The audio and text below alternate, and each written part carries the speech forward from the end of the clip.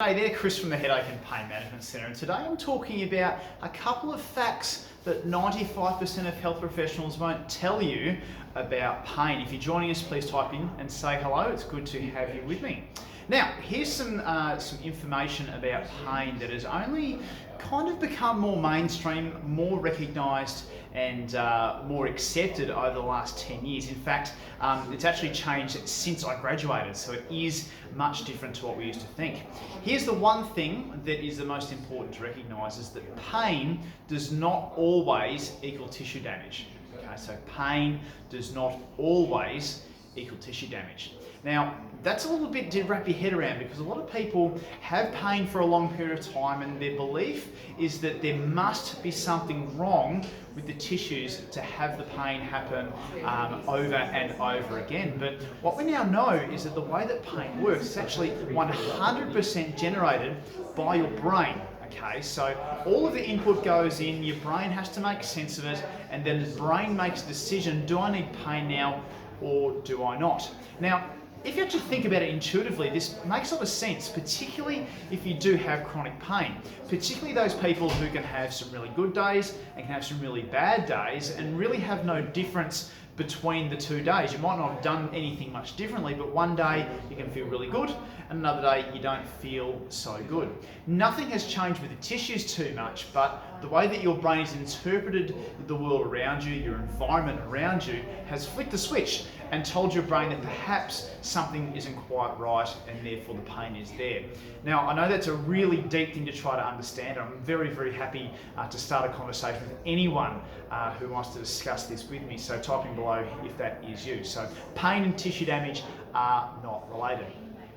The second thing to understand is that an extension from this is that if things aren't actually working out very well for you with the treatment that you're getting, so say for example, if you are seeing a physiotherapist, a chiropractor, you might have had some injections into your spine, you may have even had some surgery, and the pain is still there.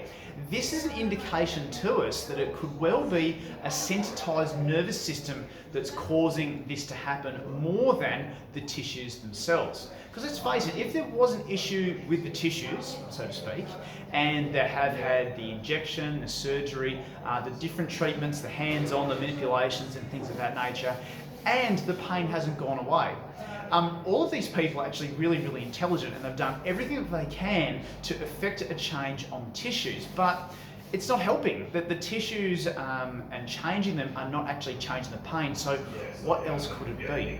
Going back to the first point that I was talking about, you can actually have a sensitization process happen within your nervous system. So it can be via your spinal cord, the way that the signals are received by your spinal cord, or the way that your brain reacts to the signals coming in, that amplifies otherwise normal signals. Okay, so normal activities actually start to feel painful. So just bending forward to pick something up might cause excruciating pain in your back, for example, or looking down towards the floor might actually trigger a headache to happen. Or perhaps reaching behind, the back seat of the car or closing a window or something causes a shooting pain into your arm if you had a whiplash injury 5 to 10 years ago. These are the sorts of things where it's more a sensitization process of the nerves and the way your brain interprets the signals that may be the issue more than the physical injury that you may have had to start with. So if you are having treatment, if there is issues with the way that things are tracking, it hasn't got the improvement that you would like, and it's been a very long time that you've had the pain, perhaps it is actually something to consider, that it's a sensitization process overall that's occurring rather than damage, actual physical damage to the tissues themselves. Because let's face it, in 6 to 12 weeks most tissues actually do heal. Okay, so ligament strain, a broken bone, muscular tears, muscular strains, most of the time they actually do heal within 6 to 12 weeks. So if the pain persists afterwards, then it's worth looking at other factors, the way that your brain's interpreting the signals, the way that your nerves may actually be taking the signals in, to look at the whole rounded picture about pain. I'm sure if you've been to a doctor or a physio or chiro that they may have touched on this, but unless you understand this totally, it can often be very frustrating when you do get this this chronic pain pattern happen where some days you're good, some days you're bad. There's no real rhyme or reason. You start blaming yourself for it. What have I done this time?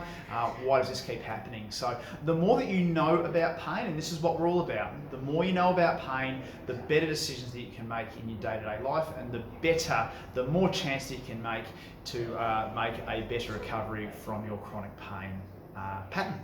Hope that's been really useful, and I will see you again for the next video in this installment. Cheers and bye for now.